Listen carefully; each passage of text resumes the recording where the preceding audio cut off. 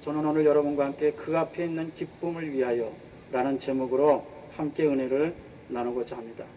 요즘 사람들마다 다 죽겠다고 그럽니다. 여러분, 지금 우리는 삼고 삼저 시대에 살고 있습니다. 삼고는 고육과 고물과 고환율입니다. 삼저는 저소비, 저고용, 저성장입니다. 그래서 사람들마다 다 죽겠다고 그럽니다. 집이 안 팔립니다. 목욕탕이 문 닫습니다. 식당이 문을 닫습니다. 휘발유값 때문에 사람들이 걸어다닙니다. 고통스럽습니다. 괴롭습니다.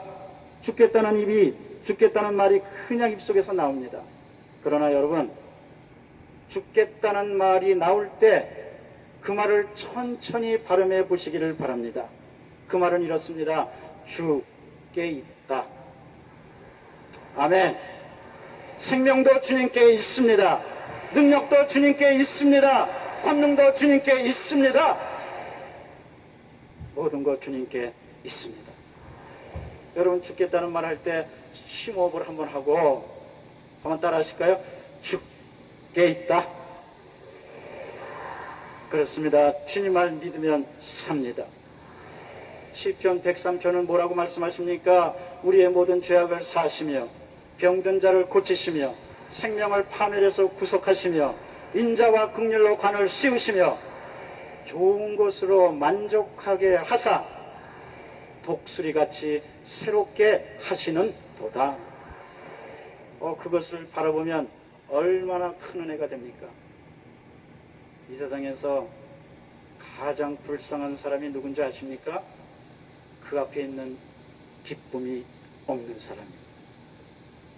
또 그 앞에 있는 기쁨이 있어도 영원한 기쁨이 아닌 일시적인 기쁨만 갖고 살아가는 사람입니다. 그 앞에 기쁨이 없다는 것 얼마나 괴로운 일인지 모릅니다.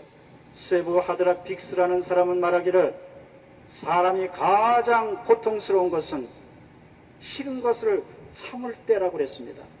그 앞에는 기쁨이 없어요. 그래서 싫은 것을 참아야 됩니다. 그 사람은 얼마나 고통스럽고 괴롭습니까? 그러나 오늘 우리는 찬양한 것처럼 십자가에 응답이 있고 십자가를 바라볼 때 기쁨이 넘쳐나는 줄로 믿습니다.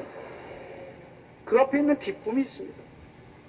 예수님이 왜 십자가를 지셨는가? 여러분, 왜 예수님께서 그 참혹한 십자가를 어떻게 지실 수가 있으셨겠습니까? 오늘 성경은 말씀하십니다. 그 앞에 있는 기쁨을 위하여.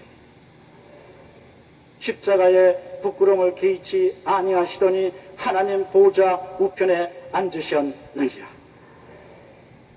예수님이 십자가의 참혹한 고통, 머리에 가시관을 쓰시고 양손과 양발의 못을 받으시고 허리에 창을 받으시고 물과 피를 다 쏟으시면서도 그 참혹한 고통을 극복하실 수 있었던 것은, 십자가를 참으실 수 있었던 것은 그 앞에 있는 기쁨이 있었기 때문입니다.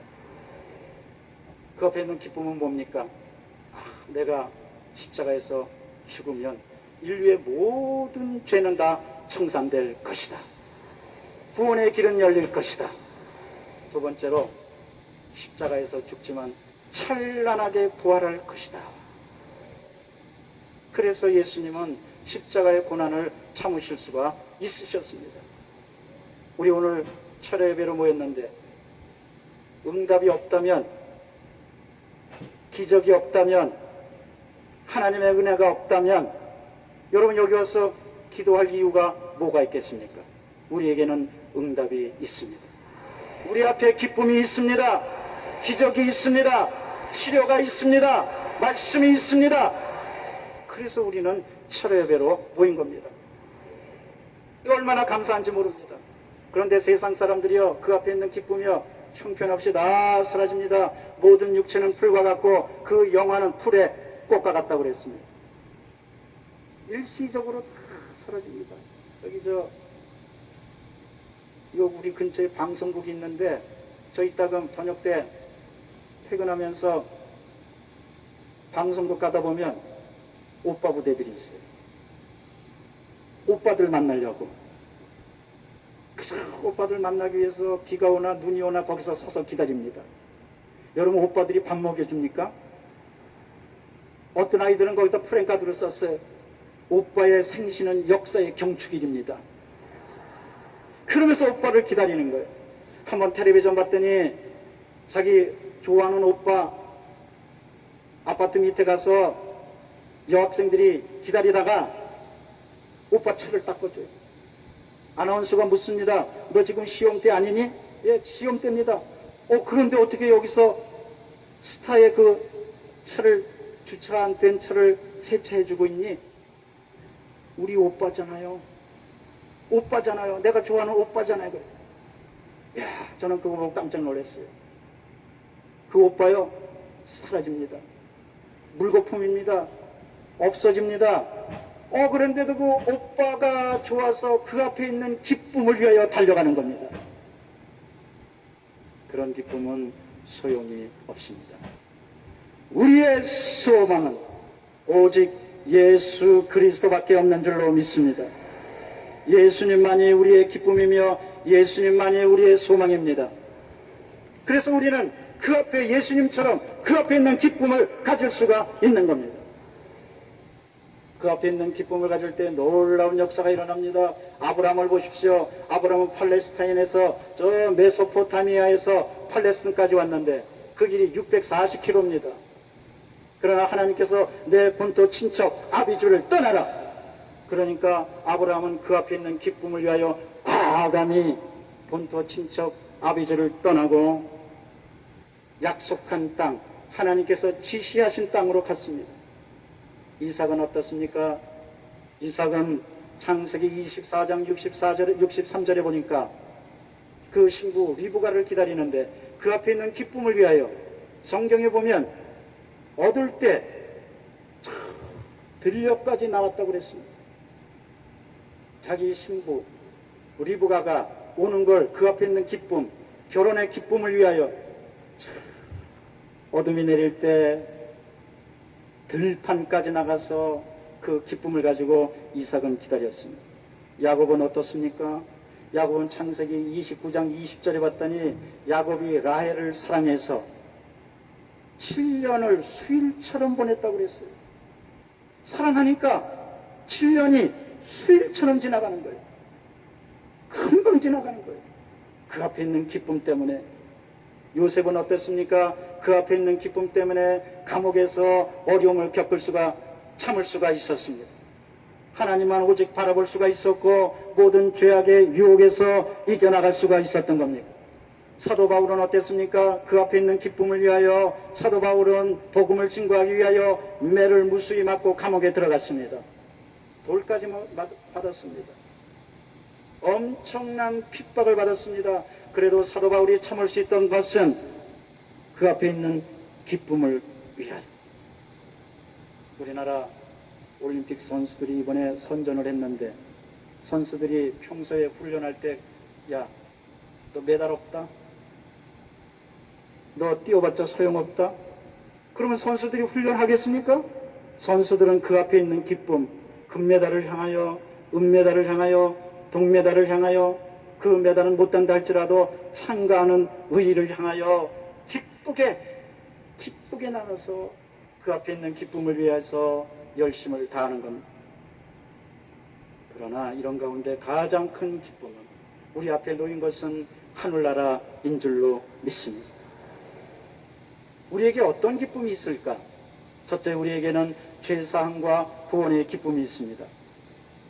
여러분, 우리 예수 그리스도께서는 십자가의 보혈을 통하여 우리의 모든 죄를 다 용서해 주시되 과거의 죄, 현재의 죄, 미래의 죄까지 청산해 주십니다. 로마서 3장 23절에서 24절은 말씀하십니다. 모든 사람이 죄를 범하였음에 하나님의 영광에 이르지 못하더니 그리스도 예수 안에서 하나님의 은혜를 값없이 얻었느니라.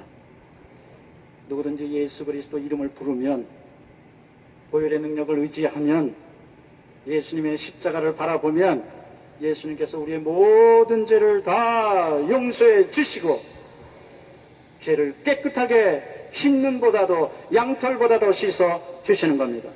그래서 요한 1서 1장 9절은 말씀하십니다. 우리가 우리 죄를 자백하면 미쁘시고 의로우사 모든 불의에서 우리를 깨끗하게 하시느니라. 주의 이름을 부르는 사람은 죄를 용서함 받고 구원을 받습니다. 우리는 그 앞에 있는 기쁨, 예수님 앞에 나오면 예수님께서 모든 죄를 용서해 주시고 우리를 구원해 주신다는 감격을 가질 수가 있는 겁니다. 예수님께서 우리를 어떻게 구원해 주셨습니까? 예수님은, 하나님이신 예수님은 죽으시기까지, 생명을 버리시기까지 우리를 구원해 주셨습니다. 며칠 전에 여의도에서 비가 내릴 때 교통사고가 났습니다.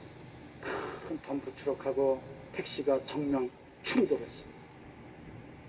사람들이 놀래서 가보니까 엄청난 정면 충돌로 차량이 그냥 구겨지고 박살이 났는데, 택시 안을 들여다보니까 엄마는 즉사했습니다. 그런데 엄마 품에 있는 아기는 고스란히 살아났습니다. 엄마가 차가 충돌할 때 그 충격을 온몸으로 받고 자기 아기는 살린 겁니다. 여러분, 예수님께서 그렇게 하셨습니다. 예수님께서 십자가에서 죽으실 때 우리의 모든 죄와 불의, 저주를 다 받으시고 죽으신, 그러나 우리는 살려 주셨습니다. 그렇게까지 목숨을 아낌없이 버리고 우리의 모든 죄를 깨끗하게 용서해 주신 것입니다. 그러니까 예수님을 믿는다는 것은, 그 앞에 있는 즐거움이 있다는 것은, 주여 감사합니다, 우리의 모든 죄를 다 용서함 받으니 감사합니다. 누구든지 예수님 앞에 나오면 그 앞에서 죄의 용서함을 받을 수가 있는 겁니다. 두 번째로, 예수님 앞에 나오면 성령 충만함을 받을 수가 있습니다. 오늘날 이 시대는 연약한 시대입니다. 우리는 성령 충만함을 받아야 됩니다. 성령은 우리의 연약함을 도우시기 위해서 우리 곁에 와 계신 보혜사이십니다. 에스겔 11장 9절에 봤더니 성령이 임하면 돌같이 굳은 마음이 부드러워진다고 그랬습니다. 성령이 임하면 우리 모든 죄악으로 인한 딱딱한 마음이 부드러워지고 하나님의 은혜를 향해서 나갈 수가 있는 겁니다. 고린도후서 3장 17절에 봤더니 성령이 임하면 자유함이 있다고 그랬습니다. 주는 영이시니 주의 영이 계신 곳에는 자유함이 있느니라. 오늘 성령이 여기 계신 줄로 믿습니다. 그렇다면 자유함이 있습니다. 죄에서 자유함이 있습니다. 저주에서 자유함이 있습니다. 사도행전 1장 8절에 봤더니 성령이 임하시면 우리는 권능 있는 증인이 된다고 그랬습니다. 성령이 임하시면 권능을 받고 예루살렘과 유대와 사마리아와 땅끝까지 이르러 증인이 된다고 말씀하셨습니다. 성령이 임하시면은 로마서 14장 17절에 봤더니 의와 평강과 희락이 임한다고 그랬습니다. 여러분, 요즘 세상 얼마나 혼란스럽습니다. 그런데 성령이 임하시면 우리 마음속에 의와 평강과 희락이 넘쳐나기 때문에 그 능력으로 이 세상을 이길 수가 있는 겁니다. 예수님께서 광야의 시험을 받으러 가실 때 마태복음 4장 1절에 봤더니 성령이 이끄시어 가셨다고 그랬습니다. 그래서 예수님은 광야에서 이기실 수가 있었던 겁니다. 오늘날 이 시대는 광야와 같은 시대입니다. 그런데 여러분, 이 광야 같은 시대에 여러분 혼자 살아갈 수가 있겠습니까? 보혜사 성령님을 의지하시기를 바랍니다. 성령님이 여러분을 도와주십니다. 성령 충만함 받으시기를 바랍니다. 성령님이 이기게 해주십니다. 이쑤시개는 금방 부러집니다. 그러나 철하고 같이 있으면 이쑤시개는 부러질 수가 없습니다. 우리는 이쑤시개같이 연약한 존재지만 성령께서 철같이 역사해 주시면 마귀가 우리를 부러뜨릴 수가 없는 겁니다. 그래서 우리는 성령으로 충만함을 받아야 될 것입니다. 다윗도 성령으로 충만함을 받으니까 성경 사무엘상에 보면 성령 충만함 받은 다윗이 사울에게 붙었던 악신을 쫓아냈고 골리앗을 무너뜨렸습니다. 여러분, 다윗이 골리앗을 무너뜨리고 사울왕에게 붙었던 악신을 쫓아낸 기사는 다윗이 성령을 받은 이후에 나옵니다. 성령 충만한 받은 사람은 이 세상에서 악신을 쫓아내고 골리앗 같은 문제를 이겨나갈 수가 있는 것입니다. 세 번째로 우리 앞에는 어떤 기쁨이 있느냐?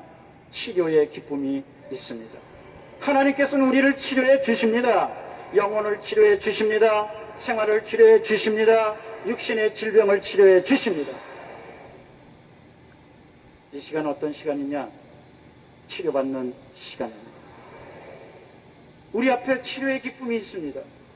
베드로전서 2장 24절에 말씀하시기를 저가 채찍에 맞음으로 너희가 나음을 입었느니라.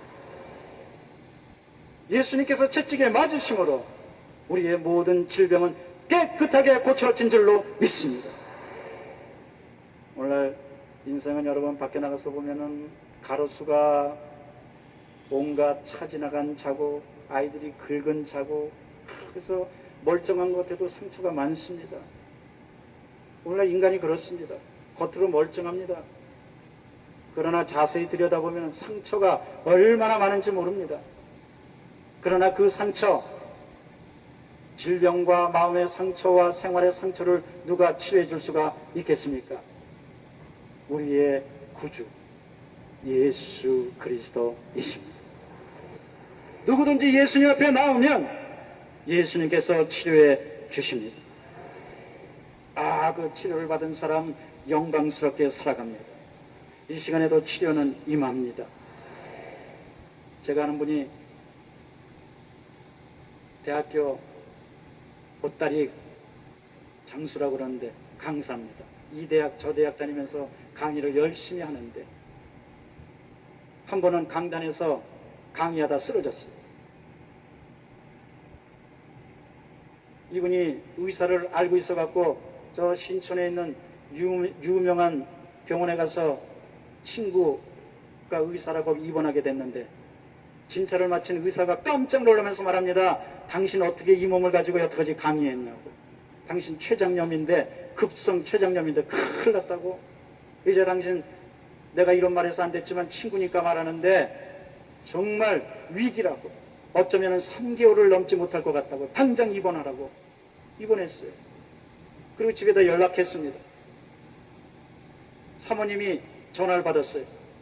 남편이 지금 여기 세브란스 병원에 있는데 빨리 와보라고. 그래서 사모님이 그날 구역예배 마치고 성경 찬송가 들고 막 나오다가 전화를 받아가지고 급히 병원으로 달려가서 남편 만나기 전에 먼저 그 담당 의사, 친구 의사를 만났어요.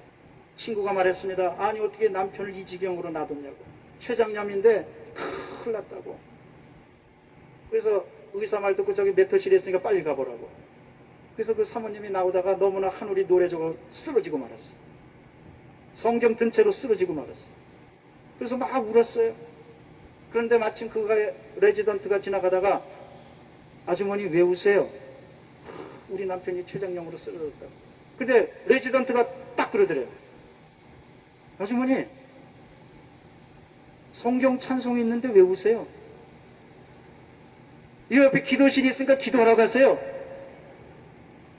정신이 번쩍 나갖고 기도실 가서 간절히 기도하는데 성령이 임했습니다.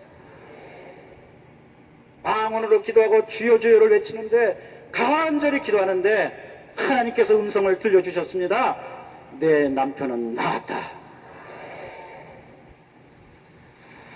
그래가지고 이분이 너무나 감사해서 순간적으로 의사의 말을 들었을 때는 절망적이었지만 하나님의 음성을 듣고 보니까 얼굴이 환해졌어요. 그래서 환한 얼굴로 남편한테 갔더니 남편이 누워있는데 자기 부인이 오는 거예요. 얼굴이 얼마나 환한지. 남편이 잠깐 생각하기를 저 여자 나 죽으면 새로 시집가려고 그러나 보다. 아내가 오자마자 여보, 내가 지금 의사를 만나고 왔는데 의사는 어렵다고 그러지만 내가 지금 기도실에서 하나님을 만나고 왔는데 하나님께서 살려주신다고 했습니다. 그래서 둘이서 손잡고 그냥 주여 주여 외치고 간절히 기도하는데 회개하고 주님 바라보고. 그런데 거기 병실이 아니에요. 부흥의 현장이에요. 부흥의 현장. 기도하고 막 하고. 그래도 이 남편도 큰 기쁨을 체험하고 하나님께서 고쳐주신단 말에 여러분, 저 기도하는 아내가 있으면 남편은 삽니다. 오늘 기도하는 아내들이 있는데 여러분의 가정이 사는 줄로 믿습니다. 자녀들이 사는 줄로 믿습니다. 앞날이 사는 줄로 믿습니다. 남편도 너무너무 좋아가지고 그 말씀 붙들고 나가서 3개월이 넘기기 힘들다고 그랬는데 3주 안에 퇴원했습니다. 하나님께서 살려주신 겁니다.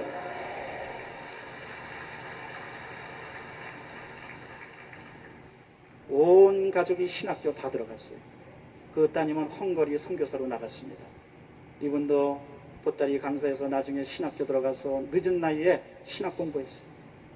아들도 신학교 들어갔어요. 온 가족이 다 신학교 들어갔어요. 제가 알고 있는 분인데 얼마나 열심히 주의를 하는지 몰라요.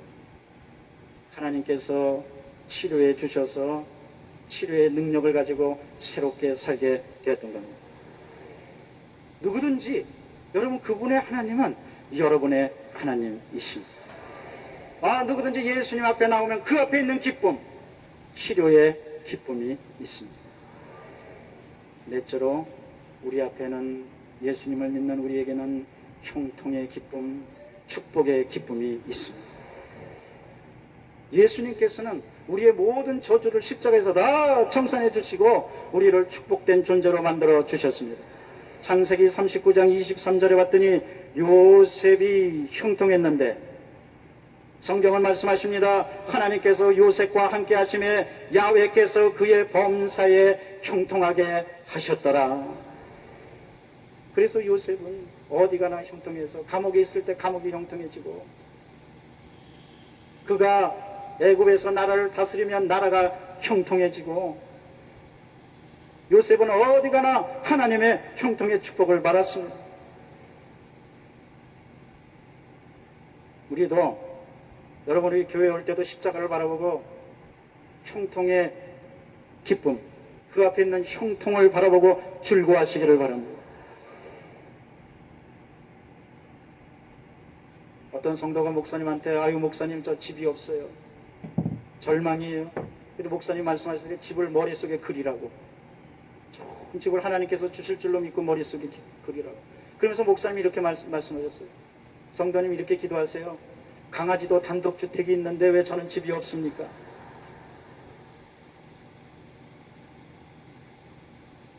그래서 이 성도님이, 주여, 강아지도 단독주택이 있는데 왜 저는 집이 없습니까? 제 머릿속에 집을 그리는데 집을 주시옵소서. 나중에 하나님께서 집을 주셨는데 머릿속에 그렸던 집을 주시더라는 거예요. 여러분, 그 앞에 있는 기쁨, 형통의 기쁨을 가지고 열심으로 기도한다면, 주님만 바라본다면 하나님께서 기도대로 해 주십니다. 꿈을 가져야 돼요. 믿음을 가져야 돼요. 노무현 대통령 시절에 행정부 장관을 지냈던 장관의 간증을 들었더니, 이분이 행정고시를 패스하고 정부 일을 맡아서 할 때 무슨 일을 했냐면은, 장관들 자리를 주선하고, 그땐 장관이 아니었죠. 장관들 자리를 주선하고, 모임 주선하고, 그 다음에 스케줄 주선하고, 그 일을 했어요. 그런데 이분이 형통의 축복을 바라봤습니다. 장관들이 모이는 그 문을 갈 때마다, 하나님, 이제 저는 저 자리에 앉게 도와 주시옵소서. 장관의 자리에 앉게 도와 주시옵소서 하고 머릿속에 꿈을 그리고 형통의 축복을 바라보고 그 앞에 있는 즐거움을 바라보고 나갔어요. 하나님께서 응답해 주셔서 어느 날 갑자기 행자부 장관이 돼서 자기가 머릿속에 그렸던 그대로 그 자리에 앉아서 장관회의에 참석할 수 있게 되었다는 겁니다. 어려움이 있고 힘든 일이 있고 괴로운 일이 있지만, 여러분, 머릿속에 그림을 갖고 그 앞에 있는 즐거움을 바라보십시오. 하나님, 우리 가정 잘 됩니다. 우리 아이들 잘 됩니다. 우리 사업장 잘 됩니다. 오늘도 좋은 일이 있습니다. 그럼 하나님께서 여러분의 기도를 안 들어주시겠습니까? 우리는 형통의 축복을 바라보는데, 주님께서 선한 목자 되셔서 우리와 함께 주실 것입니다. 제가 우리 동네 엘리베이터를 타고 가는데 저로라는 분이 목사님, 제가 이번에 집을 사게 됐습니다. 어렵게 살다가 집을 사게 됐습니다. 그리고 통장을 보여주더라고요. 얼마나 좋아하는지 몰라요. 지금 이 엘리베이터 아닌데 기도해 주십시오. 통장을 붙들고 기도해 주십시오. 우리 저 집이 생깁니다. 얼굴이 환해졌어요. 그래서 제가 기도해 준다며 말했어요. 저니까 통장 보여주지 다른 사람한테 통장 보여주지 마세요. 그랬어요. 여러분, 집 하나 생기는데 얼굴이 환해지고 그 앞에 있는 즐거움이 있다고 그러는데 우리 앞에 천국이 있고 우리 앞에 축복이 있고 우리 앞에 기쁨이 있는데 즐거워하시기를 바랍니다. 하나님께서 여러분을 도와주십니다. 베드로전서 5장 7절을 말씀하십니다. 내 염려를 야훼께 맡기라. 왜 맡겨야 되느냐? 그가 너희를 돌보심이라. 하나님이 돌봐주시기 때문에 우리는 염려를 맡길 수가 있는 겁니다.